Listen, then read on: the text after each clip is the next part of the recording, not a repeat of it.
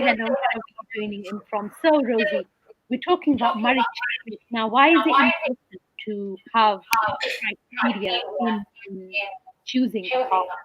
Can you shed So, some light? so I want to take in the context of business. So imagine if you were going into a business contract with someone. It's a very important contract. It's $1 million contract, right? You would have terms and conditions in place. You would have risk assessments in place. You would have exclusion clauses. You would have, all these conditions in place because you need to know that your end of the bargain is going to be fulfilled as well as the other person's end of the bargain. So this is why it's important to have that checklist so that you don't walk in blind into a marriage. Marriage is like a business. That's the best way for me to make you understand it, that you are having a contract with someone. It's a contractual obligation. Both sides have to be fulfilled. So if you walk into a marriage blindly without ever thinking, okay, what's in it for me? What's in it for them? Who is this serving? How is it serving us? If you never think about those questions and you never ask those questions, then you can't blame anyone but yourself when things don't go the way that you want it. So treat this as a business. Like this marriage checklist is basically just like a business, as if you would ask someone, what am I going to get by doing business with? Yeah, subhanAllah, really good point. And you know what? It's important to establish a difference between expectations, which are unrealistic, and an agreement. Now, what we are talking about is more the agreement side of it, hence why the business analogy is given. When you have an agreement with somebody, you're both on the same terms, you're both okay with it, you're both accepting of it, and you know what it's going to entail, you know everything you need to know about that person. But expectations, on the other hand, are completely the opposite, where you don't communicate, you don't find out, you just assume that it'll be okay, or his mum's going to be fine with me, or this thing's going to happen, and we'll have our own house, and we're going to do this, and he's going to pay for this, and I'm going to do that. That's what an expectation is. And expectations can be very dangerous. And to some extent, we all have, it's good to have, we have expectations, but they have to, those are more standard. There's a difference. But when you have unrealistic expectations that are not agreed upon from the beginning, that's when you're going downhill, because that other person doesn't know, you don't know, and things can really mess up because there was no communication. Right? That's all bang So on point. Like, yeah, and it's not just the Islamic, from an Islamic perspective, even from a legal perspective. When you register your marriage, Islam is a contract, it's an agreement between two people. You know, on the component of love, that Subhanallah, and it's created by Allah, so it involves joining two individuals. The purpose of having that partnership with your strengths, your abilities, your skills, everything, and being interdependent on each other. right? So, Exactly. and likewise, legally, where if you decide to register your marriage, Mm, then you're in another agreement. So, even more importantly, it's for you to know what is this agreement involving, right. what's going to happen, what do we mutually agree upon. Right. And I want to talk about that. I want to talk about the aspect before you get married, in the sense that usually when we have an expectation of how we want them, an unrealistic expectation, is because we're coming from a place of lack of self-worth or self-esteem. So usually when you are afraid to lay down those terms, which I find with most women we are afraid to exercise our rights, because we have rights that I can put this down in the contract and I should be able to have it fulfilled. But because we've been like, we talked about spiritual abuse as well, that most of us have been spiritually indoctrinated to believe that when you ask for your rights to be fulfilled, or you ask for a certain term or obligation to be put in the contract, you're being unreligious or too much. But this comes from a place of the lack of self-worth and lack of self-validation. You have to heal those emotional misconceptions that you have, that a marriage is going to make you feel whole, that a marriage is going to complete you. You have to be complete, because at the end of the day, guys, it's selfish for you to go into a contract with someone when you are half, when you are feeling like a broken person. It's very selfish of you. Like, think about in the business. Would you ever tell someone, like, let's say you're in the plumbing business and you have a contract with someone to fix their sink? Would you ever say to that person, I only have half the tools? Sorry, my spanner's not working. You're going to have to work with something else. You're going to have to give me a hammer to fix your sink. It's the same way. A lot of us go into a relationship thinking that that person's going to fix me. He's going to fix my daddy issues. He's going to fix my mother issues. Or she's going to fix my mother issues. Or she's going to be my cook and my cleaner, my maid. Or he's going to be my hero, my prince, my knight in shining armor. These things are not constitutable in a contract. They're not tangible. You have to come from a place of wholeness and service. Because Yeah. remember, a contract is to serve. You are serving and you're fulfilling obligations. And this is why a lot of us have issues when it comes to rights and obligations. When we hear the word rights and we hear the word obligation, a lot of us go into a negative spin like, oh my God, he's not going to get his rights until he fulfills my rights. And my rights are not going to get fulfilled until do you get me? It's like a tit for tat thing. But when you're in a business, you go into business with the intention to fulfill your contract, fulfill the obligations, regardless of what happens on the other side, so long as it can be fulfilled, as long as the contract hasn't been rendered. Your aim and your intention is to fulfill the obligation. And as a person, when you go into a marriage, one of the terms should be that you're a whole person, because it's selfish for you to go in there broken. Yeah, 100%, subhanallah. I was going to say something and I've just completely forgotten now. So sorry, Zach, I was on a roll then, huh? That do SubhanAllah. my Yeah, conflict. and you know what? One of the biggest things that I think is so important to look for, obviously, we know from the Islamic perspective, Prophet ﷺ said, when you're looking for marriage, look at four things: the deen, the family, the wealth, and is it the looks, the beauty, right? Four of Yes, them all together. But look at the deen.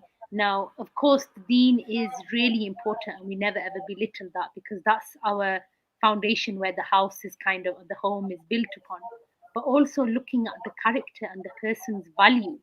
What draws me, and what I like about people is when they have the values of honesty, when they are real with you, when they are yeah, truthful with you, when they know about what is right and wrong, when they're not gonna, leave you in just on the slightest thing and start threatening divorce on the smallest issue ever. They have got their mm, priorities right in life. It's really looking at what that character is made out of, subhanallah. And deen can have a big influence. So I'd say character and deen are very, very big things. And a marriage checklist is subjective. You might be somebody who's working, you might be somebody who doesn't want to work, you just want to stay at home. That's okay.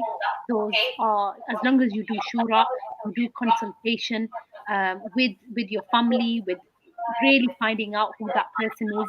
Because when you don't do these checks or find out and have this information, you can end up making a huge mistake in your life, subhanallah. So yeah, it's very important that these key decisions, they're discussed fully, they're taken into consideration. I know there's a lot of us that we have parents who are okay, our parents are not agreeing, and parents can be a bit funny about things. But even when they're giving you constructive criticism, take it with a pinch of salt.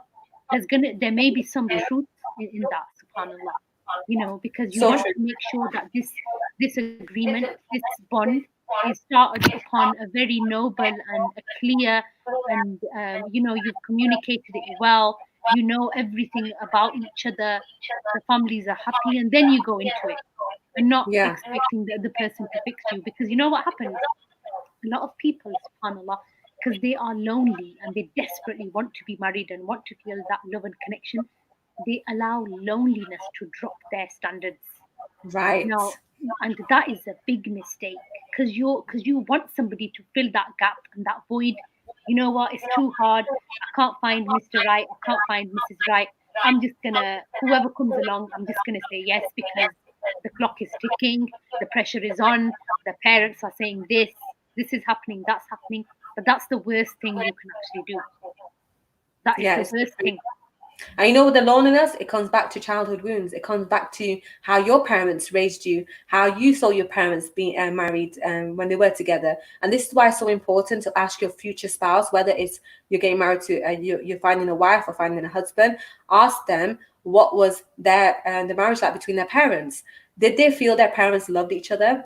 Did their parents ever express love towards one each other?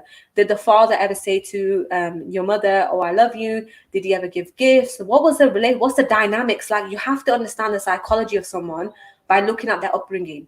This is why we look, this is why all those five components that the Prophet ﷺ talked about included the lineage, in the sense, you know what lineage means? Not just where you came from, but the dynamics of your whole family.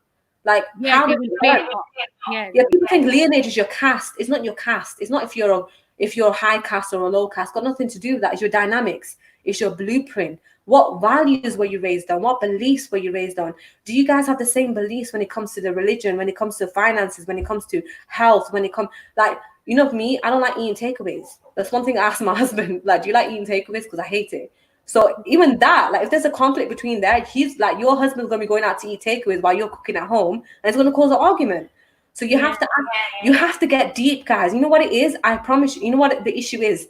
A lot of us are afraid to go deep because we haven't gone deep within ourselves. That's the issue. mm, You're afraid to find out the truth about someone because you haven't found the truth about yourself. And this is why I always talk about personal responsibility. You are responsible for the way people treat you, and you are responsible for the truth in the way you see it. So you so have to you, be honest with yourself. You have to get deep with yourself and ask yourself, am I ready for marriage? Am I actually ready to take on a whole human being in my home, in his home? We're true. going to live together. Not, no one asks these questions. Am I ready for this? Or am I just jumping into it because I want to fulfill a fantasy? I'm Yeah. infatuated with the idea of being married. You Mm. have to get honest with yourself. And I remember when I got divorced 3 years ago, and I remember asking myself this question when I was looking to get married.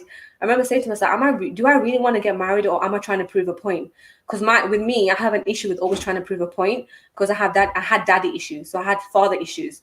So one of the things with me was that I was always trying to validate myself. I was always trying to find a way to prove that I'm worthy. And one way that I did it is seeking marriage, because for me, it proved that I'm able to hold down a man.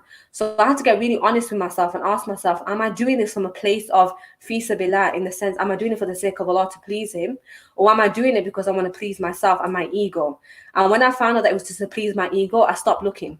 And I realized I had to heal that wound. I had to go dig deep, speak the truth to myself, find out the reason why I'm doing that. And then after I did that, alhamdulillah, I was responsible enough to get married, because you are responsible for another person's emotions, another person's character, another person. Like, end of the day, you're gonna be living together. If you don't have the right tools, because you're coming from a place of loneliness, you're gonna affect someone else's, behavior as well. You're gonna affect someone else's emotions. This is very Mm. important. Subhanallah. 100%. And you know what? Having boundaries from the beginning and making sure that person respects your boundaries is so important. Because if you're going to become a doormat from day one, right? And a lot of women end up doing this, right?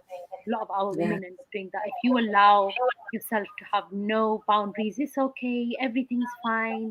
I agree to you, and that kind of attitude. Though yes, it's good to be giving, and it's good to be accommodating and all of that. But you have to be realistic here. You have to set the boundaries from the beginning. Say, and ask them scenario specific questions. If this happened, what would you do?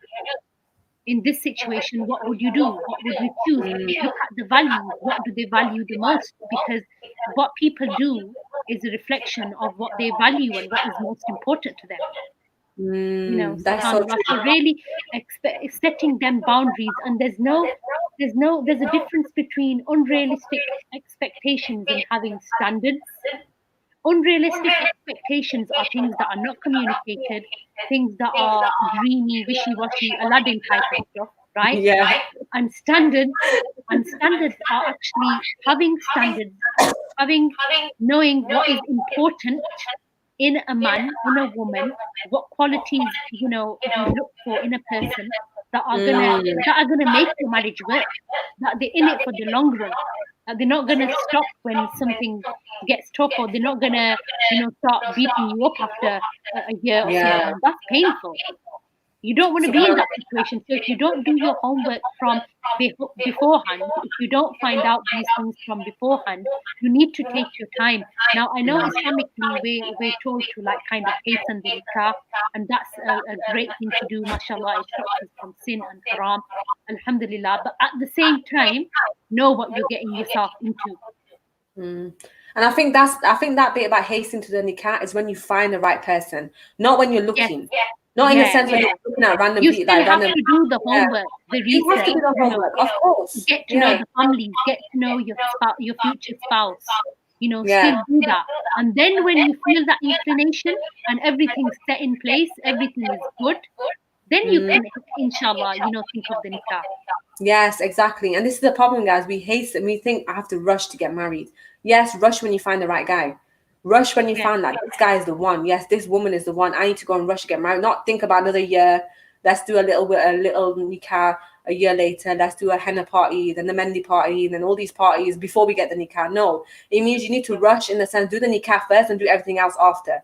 But a lot of us do it the other way around. We want to have all the nice parties before, and then we're not even married Islamically, and then we do the nikah a year later. That's what that And means. another, talking about parties, people spend more on their wedding than they do on their actual marriage, investing in Yes, their marriage.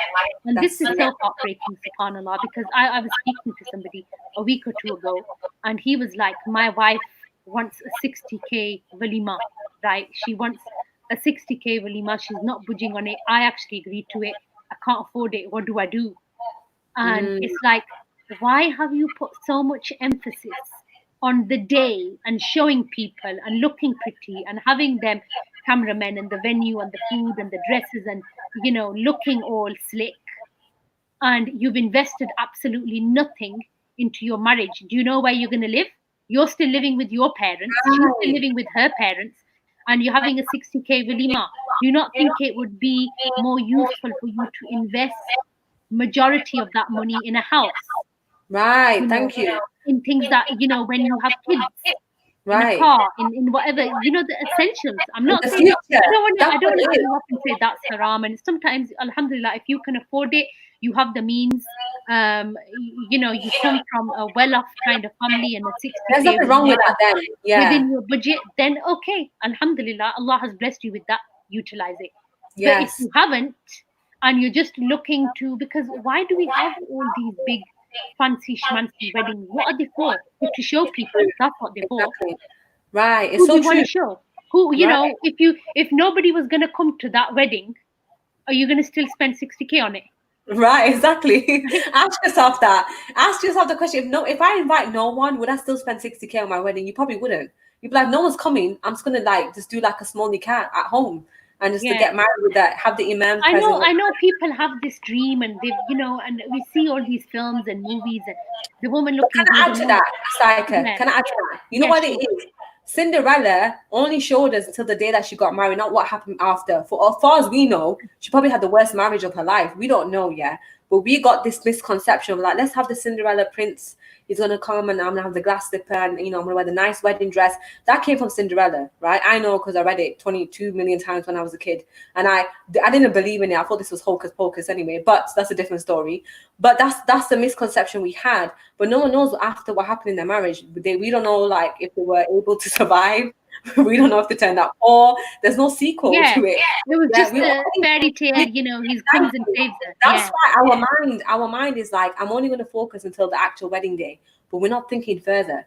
None of these fairy tales that we've been taught as children ever thought ahead. It always told us that we're going to find our Prince Charming and we're going to live happily ever after, but we were never told what happily ever after looked like. Yeah. We created that belief in our mind that, oh, they're going to ride off into the sunset. They're going to be so happy every single day, but it's not like that. The reality is you're going to get annoyed with your spouse and your spouse is going to get annoyed with you, and you have to figure out conflict. You need to know conflict resolution. You need to know it very well.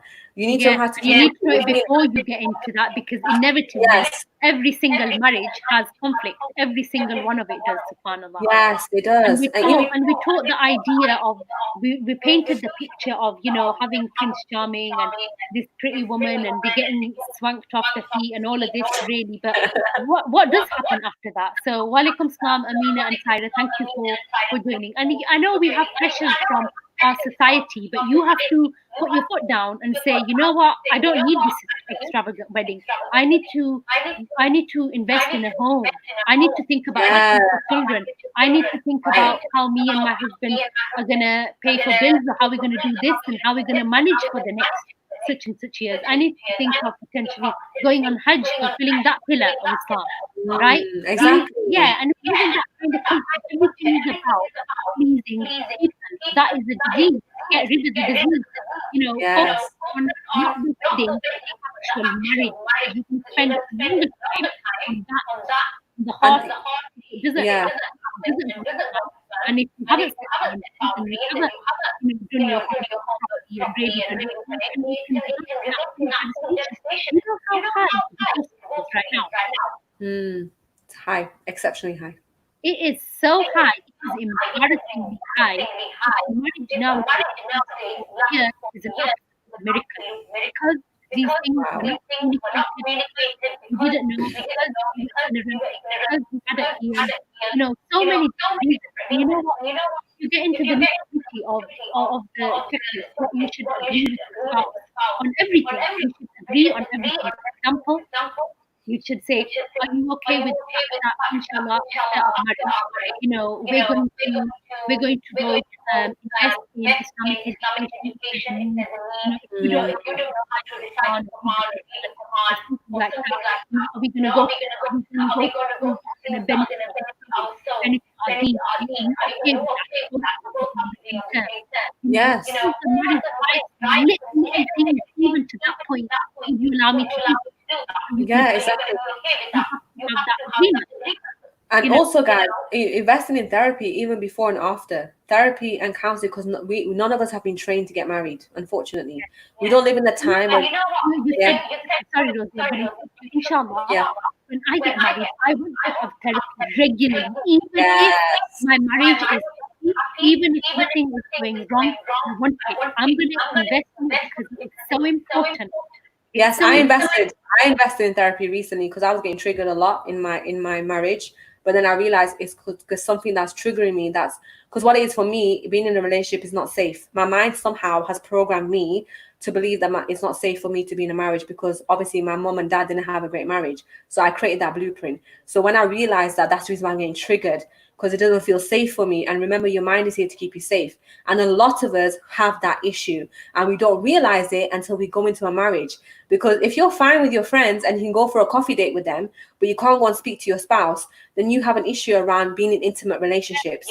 Yeah. And that's You're why going to be living with this man over my person, yeah. you're sleeping on the same bed, right? Like, Yeah, you need exactly. to be And able to communicate. You need to be able to know how to handle conflict. What things when things go wrong, you need to be solid in them foundations before you and can this is why yeah, and this is why it's important to ask the spouse, how would you like to deal with conflict? How do you normally do you get angry? And obviously the person will say, no, I don't. But you ask them specific questions in the sense that the last time you had a disagreement, what did you do? Just ask them in that way. The last time you've ever had a disagreement, whether it's with your husband, with your not husband, with your father, with your mother, with your sibling, with your friend, what happened? What was the conclusion? How did you handle it? This is how you know how someone deals with stress, with emotions, with conflict. Ask that person, how did you deal with your last disagreement? Tell me what it was about. How did you deal with it? What was the result? How did you feel about it? When you ask these questions, you're able to dig deep into the psychology of that person. Because remember, guys, a person is made up of beliefs, of thoughts, of emotions, and of identity. They have an identity. You need to tap into it. You need to find out what it is. Not just walking blind and say, yes, he prays 5 times a day. He has a beard. Wears a yeah, thobe. that's not Went to Medina. He went to Medina to study. Yeah. He went to be hi Rabbi. When people say hi Rabbi, he went to Medina. He studied at Medina for 20 years. Oh my God. That's not enough because it's not going to show you the identity of that person. People can cover themselves in religion.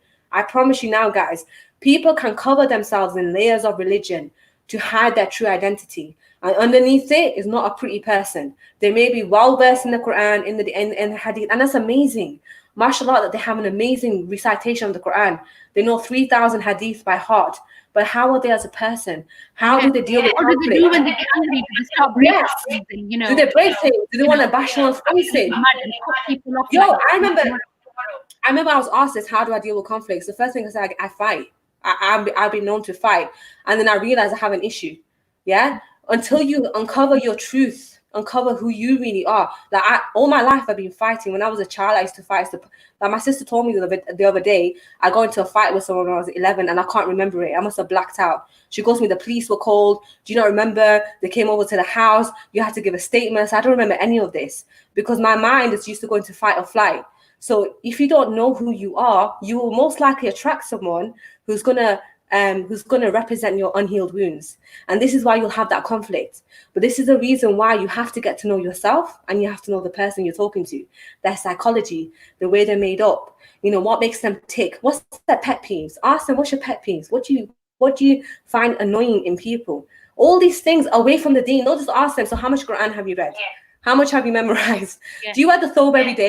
Which masjid do you pray at? These are not relevant questions. They're not going to help you understand the psychology of that person. Yeah. SubhanAllah. Yeah, alhamdulillah. And you know what? And I respect that about you, because being the fact that you say, okay, I had some things that I needed work on, and I did. Yeah. Sometimes I'm the problem. We have to do the same, because we acknowledge Yeah. that nobody's perfect. Everybody can, improve from time to time. SubhanAllah. So you have to do the work, really. All of us, we have to do the work. And really understanding, ask him, are you going to allow me to work? Is it okay if I work? If I drive into Yeah. business or other investments, how are we going to do this kind of thing? Can I have my own account? Just ask, what's your opinion on it? What's your opinion on having a joint budget or a financial plan that's going to be a benefit for our marriage in the short and the long term? Is it okay that we have individual bank accounts? What do they see? What is fit to them? They might be completely against it. Even domestic responsibilities, right? Are you okay to share domestic responsibilities? Is it going to be the sole duty of either one of the spouses to maintain that and to do the meals? Is it going to be a joint duty? You're going to do this and am I going to do that? What about your social relations, with the other people that you know? Lead a full Yeah. how do you give your rights to other people? How do you interact with your own cousins, your siblings, your grandparents, right? How do you contribute to the well-being of the community? Are you okay with me and us being part of the society and the community at large? What about respect? Mm. Ask them about respect, If you don't respect marriage, it's going to be over. That we're going to respect each other's intelligence, humanity, everything. We're going to give serious consideration to each other's words and to the members of the family, in the sense that nobody's going to interfere. We're going to have a home environment where we can maintain our family. Are you okay with that? Are you okay with having a respectful family environment?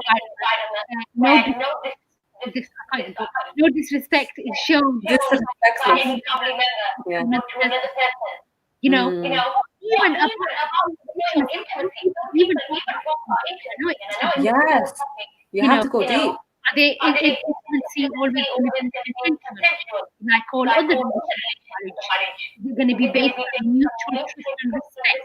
Yes. Are you some people said, is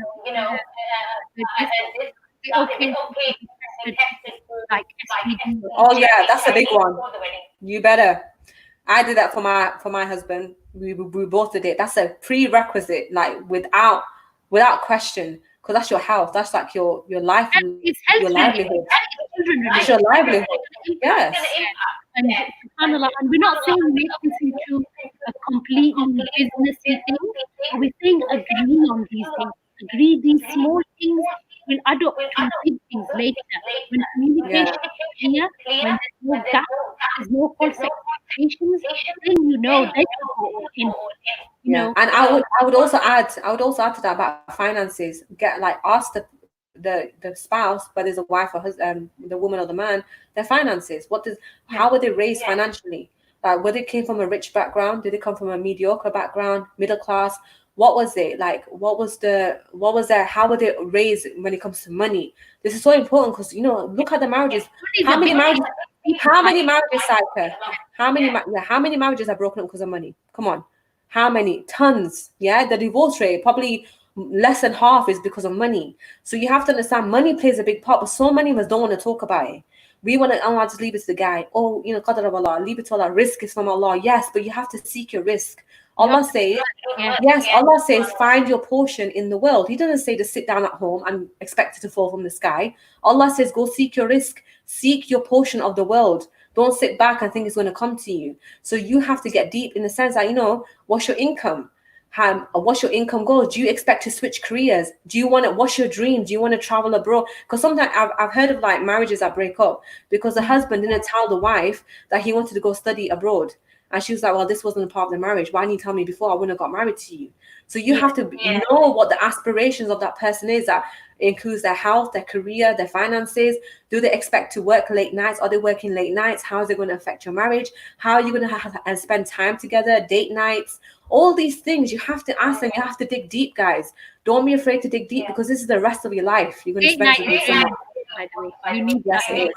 night because with everything going on, and subhanallah, everybody's everywhere, everybody's on Yeah. the go, and often you can kind of accidentally neglect each other, where you just have time, quality time with you and your partner is actually important, and it's important to even discuss it beforehand. So you don't think, Yes. you know what, every Saturday or every Wednesday is going to be date night. This other person's completely clueless, and they like coming back from work and doing whatever. Yeah. You set your expectations.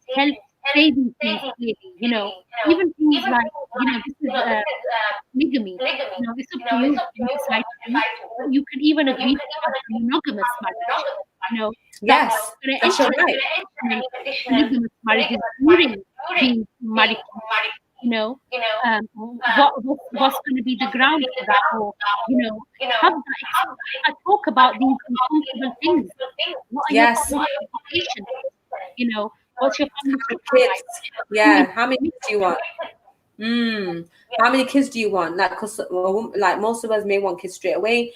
The other person doesn't. You need to get clear. And Sumi mentioned some people are so good in a job interview, but not good when given a job. That's why you have to ask questions. You Yes, know, when you go to a job interview, do you know why you don't get the job? Because you weren't a fit for the job. You didn't fit the description. You need to know who you want to get married to. What's your ideal of a man? What do you expect in a man? That way, when a man comes and he doesn't check those, a man or woman doesn't check the list, doesn't, tick off everything on the box, you say no. You have options. But the reason, just like Cycle was saying, because most of us feel lonely and we feel pushed to get married, we feel forced to get married, we feel, oh my God, I need to get married because everyone else is getting married. That's the reason why we're like, okay, I don't mind him not checking this one. That one's off, I can compromise on that. Then we start lowering our values because we feel like we need to get married. And another thing, I actually learned this from Shadid Muhammad. I did his course, and he said women naturally have a high expectation. We have to lower ourselves to meet the man's, not in a bad way, but we have to already give up some things because us naturally, you have to actually, compromise. Yes, you're not yeah, going to get every single thing, but you're not. compromising is key. But Yeah. the main things when it comes to communication, future, career, kids, family, you need to have some kind of compatibility. Otherwise, because I tell you now, guys, it's like obviously things change in marriage, but in the beginning, if you set this in stone, you set the foundation and you set your standards high, your marriage will stay like that. Your marriage will never get to a point where it's low because you had the conversation in the beginning. You Yes. didn't say, you didn't go in blindly. You didn't say that, you know So this what? is for your own good. This is Yeah. for your own good to have this clear agreement and talk about the nitty gritty as well, and be on the same level with it. Yes. So Subhanallah, let's, really doing your homework.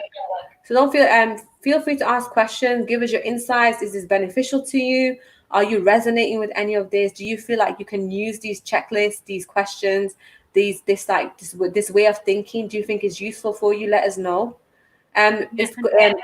enhanced by Rima. This live will be saved, so it'll be on YouTube. So if you type in Psycho Riyadh in YouTube, this video is there now, My right marriage now. checklist. Yeah, Yeah, it will come up inshallah. Yeah, it it'll should come be up. streaming on simultaneously at YouTube at the same Yeah, time.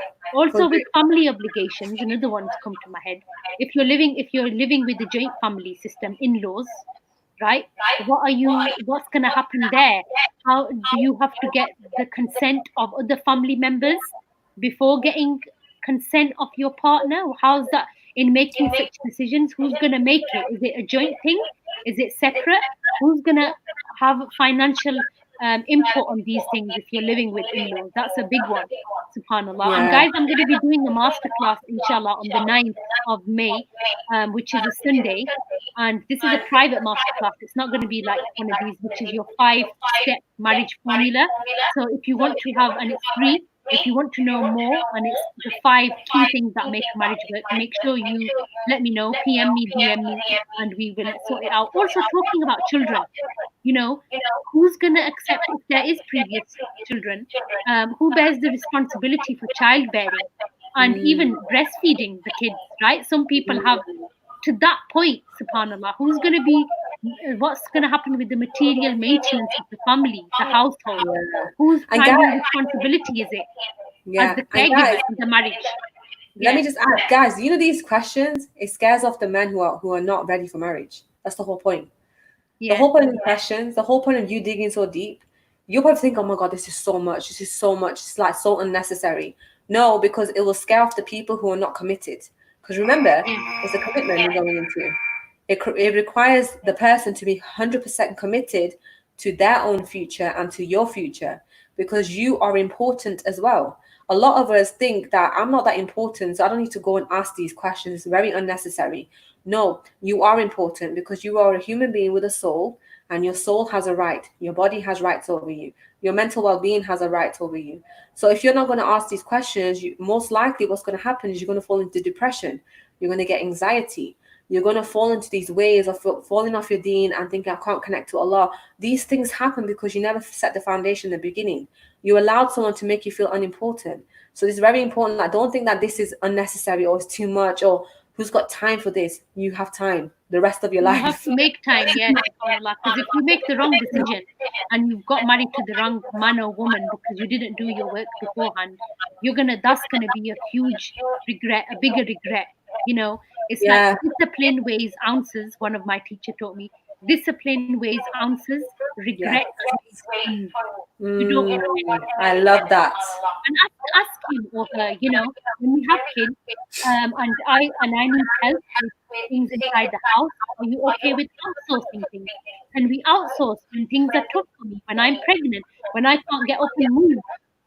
Are you Mm, okay with us having a part-time cleaner or whatever you can afford? And yes. are you okay with that? We're going to be contributing to that. What's going to happen? Who's going to play an active role in our kids' upbringing? What do you expect? You want to homeschool them? Yes. Are we going to teach them things about the deen, or what's your vision for that? What's your Good. religious views and things like that within like that? Even ask them about divorce relationships. You know, how Mm, does that look? Subhanallah, how do we both? How are we going to express any criticism or concern feeling to each other in a yes. respectful? How do we do that? How are we Mm, going to express each other's concerns and start playing blame game? If we yes. realize that we have faults in some way, are you okay to admit your faults openly and see a coach, see a therapist who can help us fix our issues, whether it's me, Mm. whether it's you, you Yeah, and know? also another good question to ask them is, are they in debt? That will show you the character of someone. Ask them, are they in debt? If they're in debt, how much debt are they in? How many people do they have to pay? And if you can get in contact with the people they're in debt with, you know why? It's going to show you their character. Do they stick to their agreements? That shows whether they stick to their agreements, whether they stay committed, whether they actually uphold the rights of other people. So ask them, are they in debt? Ask Mm. them that how did it happen? How did this debt occur? Are you willing to pay? Are you paying it? These questions will help you find out the character because someone saying to you they pray 5 times a day is not going to show you their character because that's between them and Allah. It doesn't show you their character. Their character is shown with how they treat That's other an people. obligation that we have to do Yeah, regardless. That's exactly. between Whether you them. feel like you're not, yeah, whether you're a bad person or not, whether you not, I don't believe there's bad people, but whether you have bad traits, you're still going to pray.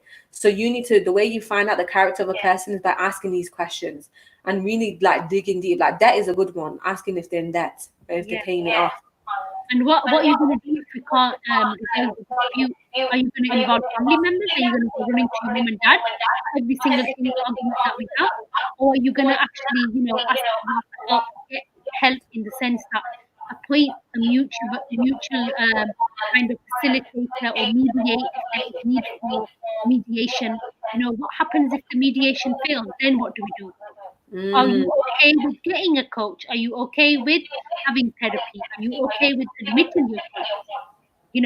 What would make you even, and I know I don't. It's not to bring you down or to be negative about the marriage if you're talking about divorce, because it's such such on a high rise at the moment. It's whatever you don't. People say ignorance is bliss. Mm. What you don't know will harm you. This is Yeah. the opposite. Ignorance is pain. Ignorance is frustration. Just like not knowing one quality piece of advice or information can have a huge impact in a positive way in your life. Likewise, not knowing that key piece of info can have a big detriment as well on your life. SubhanAllah. It's How are true. you going to deal with this if it leads to that? Yes. And what's the matter? What do you agree upon the matter? Are you Oh okay yeah. with the matter? That's a big one. How long are you gonna? When are you gonna pay it me? And if you can't afford it now, are you gonna give it me in this much installment? How's that gonna work? That's not being harsh. That's not Yes, being because harsh. yeah, because you have to remember, guys, that the makeup of a man is to maintain and protect, and the makeup of a woman is to feel safe. So Yeah, you need to, your as a woman, you need your needs fulfilled. You need to feel safe, and a man's needs are to maintain and protect. He actually enjoys like maintaining and protecting. That's how he's been made up. So when you don't ask these questions, the man's like, "Oh, she has no boundaries. She doesn't care about herself." yeah. That's instantly what the man thinks. Honestly, the man will think, "Oh, she doesn't care if I don't get anything," because they're I'll natural take you for hunters a and ride. gatherers. Yeah, Yeah, they fun. take you for a ride because you allow that person. Remember, guys, you matter. You are important. You need to Mm, tell you this yourself this every single day. I matter. I'm important. My emotions, my health, my safety, my financial safety, all matters. It requires my mindset and my health. It needs to be tip top so I can worship Allah. So I can mm, worship Allah in the best of manners. Just remember, guys, there's a dua. Allah help me worship you in the best of manners, not just frivolously. Like, oh, let me just pray today. In the best of manners. So having mm, us when you are feeling whole and you have a spouse that adds to your happiness, you are able to pray to Allah in the best of manners. Not feeling like, oh my God, Allah's punishing me, or Allah doesn't love me, or Allah's abandoning me. Not all yeah. these thoughts that go through your head because you Yeah, and matter. even say to them, if these are the things in my eyes, you're setting your expectations and boundaries and making it clear, Yeah. that I am able to apply for a khulla if there is any physical, Yes. threatened, or actual abuse, even threatened, right? Thank you. If there's any infidelity, or if there's any severe or ongoing verbal or emotional abuse, even say that to them, because then it's setting your kind of boundaries and making that other person think, am I really in for this? Do I know what I'm doing here?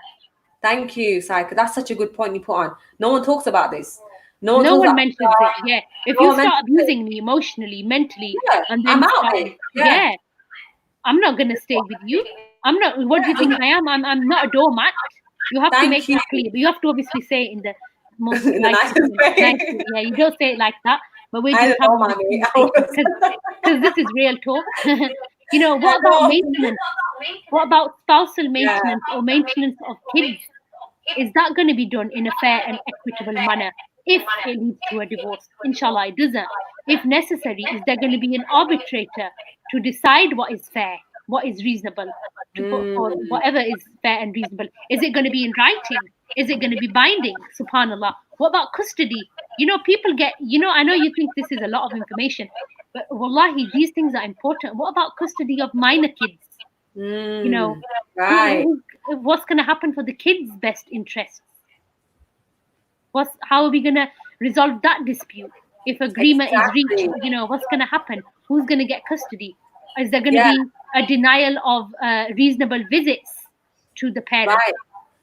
Guys, and this is risk assessments. Remember, in a business you look at the risk assessment. So before you run a business you have to look at the financial risks, the was the structural risk of the business. These are your risk assessments you have to look at. So because we're looking at it from a business perspective, you have to look at it from, okay, what are the risks if this happens? How will we take the action? How will you, because what you're thinking is you're looking at the mindset of the person, because the only thing you can focus on is the mindset, the psychology of that person. How will they react in that situation? How are they thinking? what is their brain, what is their patterns like, what's their behavioral patterns like. This is the way that you find out their patterns, by asking these questions. And I like the one about infidelity and khula and abuse. That's a Yeah, deep but one. nobody asks these, and you know No what? one This like, is so yeah. common. People just think, I can get away with whatever I Oh, I want, put and up it's with going to be it, or fine. I have to He's put going up to with it. still be there. Yeah, Yeah, no, it should be both for the man and the woman. Both of you should say it. It's not just the of woman course. saying it to the man, by the Oh way. yeah, It's vice yeah. versa as well. Men get abused as well. Men get physically, emotionally, spiritually abused as well. So men, you should be putting that in there. That if you start, manipulating me and using this against me and threatening to leave me, all this, that's emotional abuse. If you start doing that, I have a right to exercise my rights as a human Yeah. being and as a Muslim and annul the contract. No, obviously you take steps first. You go to therapy. If you refuse to go to therapy, then fine. We can't make it work. We can't be compatible Yeah, because I and will not stand subhanAllah, for it. there's nothing in this world that can't be resolved if you're really Yes, committed to if it. you're willing to. Yes. The thing is, what you're trying to do is you're trying to see if this person is in it for the long run. You're not trying to scare him or her off, or make it unrealistic, or become some sort of evil contractual person or whatever. It's not that. The Like Pinky point and the is, Brain. You're not yeah, Pinky and the Brain here, okay? This is not Pinky and the Brain. I don't know if you guys watched that cartoon. I used to, and there was a mastermind behind, anyways. But you're not trying to be a mastermind, like trying this to is for your worm own out. benefit. If this is Yes, for your own benefit, that tomorrow something doesn't go wrong, subhanallah. That yeah, tomorrow, inshallah, it works out and you follow the right procedure, the right strategy. So if something is not working out, right, you go and get help. You have a marriage coach. You find somebody who's going to give you therapy. You're not going to go running to your mom and dad on every single problem that comes up in the house, oh yeah, right? guys, don't do that You, yeah, don't ever do that. Don't ever involve family, because what like that. family will end up doing is they end up taking sides. If you're And the daughter, remind you, yeah, yeah, if and you're the remind you daughter, when the parents will take your side. If you're the guy, yes. your parents are going to take your side. It's And not another going to be thing, about justice. yeah, Yeah, when you tell your parents stuff, like when things have like settled and you've forgiven each other, your parents will remind you. I like don't, not in a bad way, because your parents want the best for you. But when you hurt, like I know my kids, if my kids get hurt, I'm gonna not hold a grudge, but I'm gonna feel a way towards that person. yeah, So it's the same. It's the same with parents. That don't run to your parents for everything. That how you have to have a middle person that's like in the community, maybe, or like this is why counseling and therapy is so important, because they're the middle person. They don't know you personally. They don't know your family subjective, personally. subjective. It's Yeah, objective. and Yeah. they've got the It's tools and the strategies yeah. to help you. Mm, Exactly. So let's mm. look at the questions. Someone asked, "Am I allowed to ask questions?" Hearing all this, I feel like I'm in an alien world. Does this really happen? We really can put all these conditions down. Being from an India pack background, all these conditions will. I shouldn't finish it. Will be taken as a girl being too bold or not cut out for marriage. No, if they think that you're being Rock too bold, Nation. then that's a problem Hold with on. them. You don't need to have this discussion with their whole family. This is between you and the spouse. And yes, I know it might not be seem like, okay, you don't need to ask him all these things in one go, right? Do Yeah, it slowly as you're getting to yeah. know somebody. Focus on, It's okay, what's important? Are you firstly matched? Are you compatible in terms of your deen, your akhlaq, your character, your values? Okay, that's okay. Next meeting, we'll talk about something else. Don't do it all at once. Don't, attack them like some sort of, yeah, because you're gonna uh, have like a long scroll. You'll be like, yeah, like, yeah. okay, I here's know my I've just kind of quickly bullet summarize. pointed, listed you all Yeah. these things. But subhanAllah, do it slowly. Don't rush into it. When you do it slowly, you get time to digest and what they've said Yeah, and and think, also, oh, guys, you yeah, have to remember the Sunnah. Back in the day, the Prophet ﷺ, they lived in communities. Everyone knew each other. We don't live in a community anymore. The only way that I can know you is if I sit down with you, bring my mahram, we talk for a few months. Back in the day, when it yeah, was a community, the communities raised the children. Everyone knew each other's kids. They used to go to each other's house. I knew their mother. I knew the father. It was everyone knew each other. We don't have that anymore. We don't have that sense of belonging. So this is what you have to understand when it comes to the, because people say this is not from the Sunnah, it's not from the Deen. It mm, is, because subhanallah. we are trying to learn about someone the way someone would have learned back in those Yeah, days. the Prophet ﷺ has said in the Hadith, how do you really get to know somebody? You travel with them, you do business with Yes. them, and there's one other thing that I always forget. That we did check up on. Subhanallah. So you do, that's how you get to know people. Don't just, and you say things in order of priority. Don't say it like all these things that we've mentioned. I know we've mentioned quite a lot of stuff, but say it in order of priority. So what would be priority for me would be somebody's akhlaq, character, and their deen, because these are two key things, and the values. Right. Are Rock they Nation's aligned or are you unsure? If they are, and the main victims are first met, then you go straight into the nitty gritty. yeah. Rock Nation said that he called his wife a doormat. Now, Rock Nation, we don't tolerate abuse. Emotional, I'm joking. Don't call your wife a doormat. He goes, I call my wife a doormat, and she said, "Shut up." Yeah, that's not the way. That's not the way you want to go about it. Tell us something else. Um, I'm sure there's plenty of nice things to think of. it's definitely worth it. Is there anyone that's a polygamist coach? Oh, that's Shadid Muhammad. Shadid Muhammad, check him out. He's in polygyny. He's got two wives. Mashallah. He's mashallah. He's like running the game when it comes to polygyny. Allah Mubarak. Shadid Muhammad. I've done his courses and he's really on point. Actually, Alhamdulillah. When I did his course, it actually made me fall in love with the Deen again because of the way he explains it. It makes sense. I find it hard to express love to my spouse. I have a huge wall, and he acknowledges that. And Alhamdulillah, he's patient. But I'm scared. How long does that last? You need to get help to look at that. You need to get therapy or coaching to look at why you have a wall between you so that you can express There's yourself in a something, more yeah, loving there's way. something deep down that Reach is out to going on Saika. here. Saika's very good at that. Saika's very good at helping you communicate. This is what she does as her job. She helps couples transform and thrive in their marriages by helping them, reignite the communication, the passion. So reach out to Saika and make sure you attend Saika's masterclass on the 9th, right? Yeah, Sunday, alhamdulillah, it's on the 9th. No 9th of worries. May. That's Guys, fine. make Yeah. sure So you if you attend. need help, make sure it's a free masterclass. It is private. It's not going to be like on a live like this. It's just No, going to yeah, be so it's a webinar. yeah, Yeah. inshallah. So how do you know if they are telling the truth? By asking them the questions. This is how you know when you ask a lot of questions, they're gonna slip up one way or another Yeah. if they're being Scenario questions as well. Remember, yeah, a scenario lot of are different to just yes or no answers as well. Yeah. how can I get over this mentality of mine as I know the important okay, hold on. I'm looking to get married. I understand that it will happen when Allah wills, and I know the importance of it, but recently I don't feel like I really want to. Muzama asked the question, how can I get over that mentality? It's up to you, honey, if you don't want to get married. No one's saying you have to. It's your Yeah. choice. But is there a deeper thing that's going on? Why do you Yeah, not want to get married? Has something happened in the past or you've had a bad experience, right. that is putting you off from getting married? Because marriage is beautiful, subhanallah, when it's with the right person and when Yes. everything is clear and you're both happy. Alhamdulillah, it's a huge blessing from Allah. That is why Yeah. it's half our deen. It's a Yeah. mercy and a blessing from Allah. But when it goes Yeah. wrong, it can go the opposite way, obviously. That's why we're talking about these things and being clear with these things beforehand. Sumi asks, how can I overcome the anxiety or fear of even thinking about being married again after divorce? Heal from your divorce. You're not healed from your divorce yet. The reason why you still have the anxiety and fear because you're still living in the past. In the most humblest and most loving way, I've been through three divorces, so I know how it feels. Like, oh my God, I'm such a failure. This is terrible. That's because I was a toxic person myself. I didn't take personal responsibility. So look at yourself. What things do you need to change about yourself? What things do you need to heal? What could you have done better in the marriage? Forget what the other person did to you. Look at what you're doing because the only person you can control is yourself.